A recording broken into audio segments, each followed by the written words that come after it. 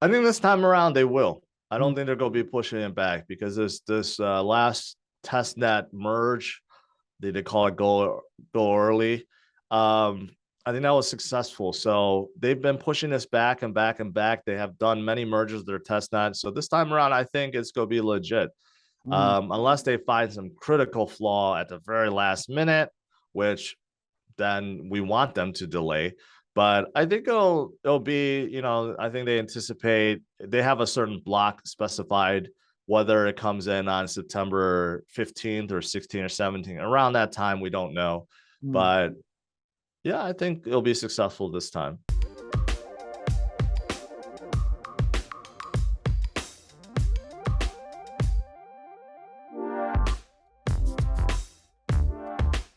Bitcoin could one day become a global reserve currency, replace the USD, right? And then everyone is going to want to cash to Bitcoin, not cash to fiat. So that's how I see it. We're not there yet. Obviously, we're still very far off from there. And in the meantime, you could argue, well, yeah, maybe they can take off all the off ramps and stuff like that, but it's certainly not going to kill Bitcoin and crypto. And I do think that even if some countries are harsher to Bitcoin, there will be many countries that will be lenient to Bitcoin and embrace it. And that will just cause a population shift of people moving from one country to another if they face scrutiny, let's say, from the governments, right? So I want to ask something in line with that, because you were talking about the growth of the project, the technology, and how it's actually executed. I was talking to the CEO of another blockchain project, and he's totally in it for the technology. He loves the technology, and he gave this example.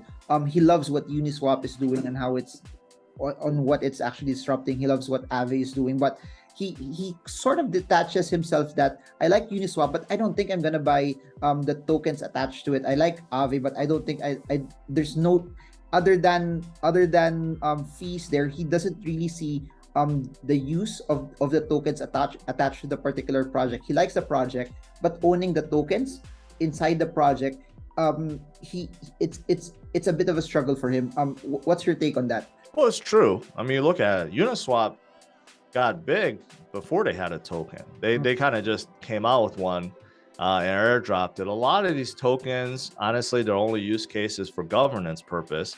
So you can stake it and supposedly have a say in the direction of the project, but yeah, there's not much utility outside of that. And I could see how some leaders or some people just don't think it's that good to hold.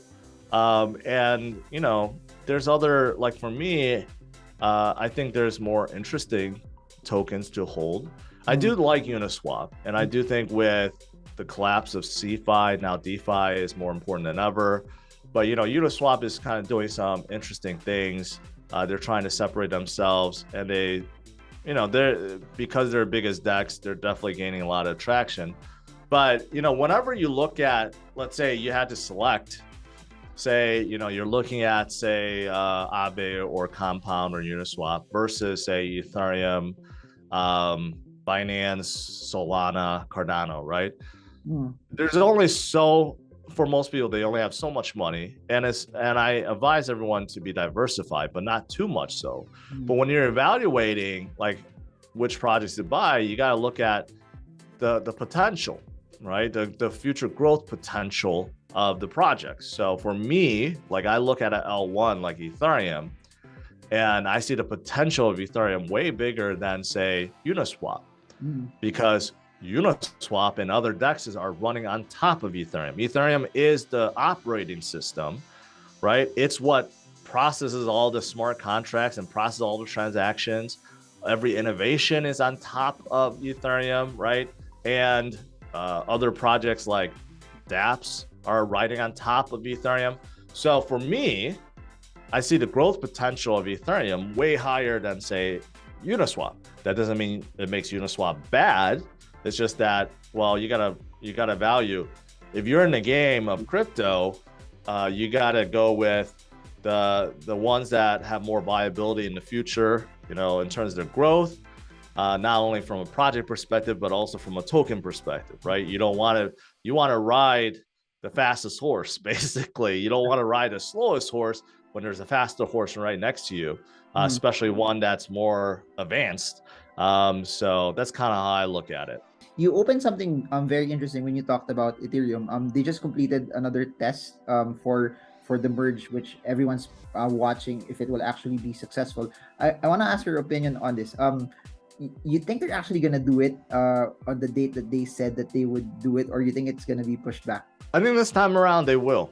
I don't think they're gonna be pushing it back, because this last testnet merge, they call it go early. I think that was successful. So they've been pushing this back and back and back. They have done many mergers, their testnet. So this time around, I think it's going to be legit. Unless they find some critical flaw at the very last minute, which then we want them to delay. But I think it'll be, you know, I think they anticipate, they have a certain block specified, whether it comes in on September 15th or 16th or 17th. Around that time, we don't know. But yeah, I think it'll be successful this time. There's two opposing theories behind it. Successful merge, it would be a moment where people get to take profits off of ETH, or on another side, successful merge, it would unlock more value going into ETH as well. Where are you on in these two theories for the merge? Well, the merge overall, long term, it will unlock a lot of value to ETH because it will help them scale.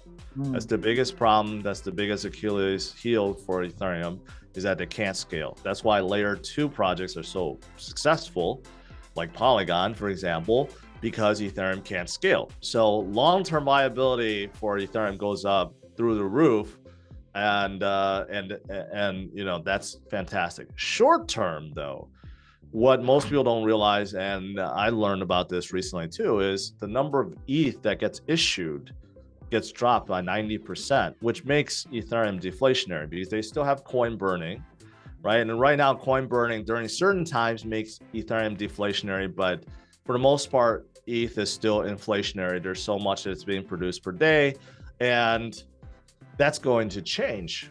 So unless the transactions on Ethereum drop to like near zero, if you keep the same amount of burning that's happening per day, and I don't know the exact number, you can look it up, but versus the new ETH that will be issued per day, Ethereum becomes deflationary.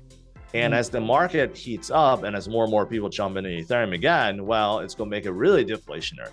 So I think that's a big thing. Short-term value unlocked will be that, well, ETH becomes a lot more scarce going forward, about 90% scarcer every single day. And long-term value unlocked is, well, it now can focus on scaling. And if they are successful at scaling, Vitalik wants to scale Ethereum to 100,000 transactions per second. If that's, you know, in play and they successfully do that, well, then that basically unlocks the value of ETH to the moon, basically. So a couple of great things, I think. Do you think this will allow ETH to flip Bitcoin? Number two, what happens to those layer 2 scaling solutions, Matic, Immutable X, because ETH now is in proof of stake? And number three, what happens to the Ethereum killers as well? Well, first question, will Ethereum flip Bitcoin? At one point in time, I said no, it's impossible because Bitcoin is going to just keep getting bigger and bigger and bigger. At this point, I say it's definitely possible. I mean, Ethereum is only half of Bitcoin now. It's not even the third. Before it was like 1/4, 1/3. Now it's half. So can it continue to gain on Bitcoin? Sure. I think that's very, very possible. And if this merge is successful and Ethereum continues to grow and draw on more dApps and more users, they could close in that gap really fast. So is it possible? Yes. Now, long term, if say Cardano or Solana overtakes Ethereum, well, then of course the value will drop and they won't stay number one forever if they do get to number one. So they have a lot of competition. Bitcoin, on the other hand, does not have any competition. Bitcoin is like kind of like the turtle, the tortoise in the race. So even though Ethereum is the rabbit and they can flip above Bitcoin, but Bitcoin has no competition. It's a store of value, and it's going to only increase in value over time. So Ethereum, even though they have that edge right now, they have to be very careful and kind of make sure they stay having that edge, or they will fall off that edge really, really quickly too. Now, as for layer twos, I think there's still going to be a place for them, because Ethereum won't be able to scale immediately. In fact, it's going to take them years upon years before they truly get done and have a full scaling solution in place. Most people don't know that. Moving to proof of stake does help Ethereum slightly. I think their transactions per second goes from like 15 to 70. So it's a little improvement, but it's not a big improvement. So layer twos will still have a need. And plus, someone like Polygon, which I'm very, very fond of, they, to me, even though they're layer two, they're almost like a layer one. Because if you look at the vast dApps, I think they just reported they have like 47,000 dApps on board. Their TVL for DeFi is high. They have plenty of DeFi projects. They have bridges. They have so much going on. They have so many partnerships. They got a incubator acceptance by Disney, which is absolutely huge, right? They have Reddit's NFT marketplace, DraftKings NFT marketplace. They're on OpenSea too. You can mint NFTs with Polygon on OpenSea too, right? And they have scaling figured out. It's basically near feeless to process anything on Polygon, and they just came out with their ZK EVM too. So they're going to continue to do well for a very long time, right? Maybe one day if Ethereum is fully done and fully, processing 100,000 transactions per second, maybe then layer twos will not be as successful. But until then, I think there's still a lot of room to grow.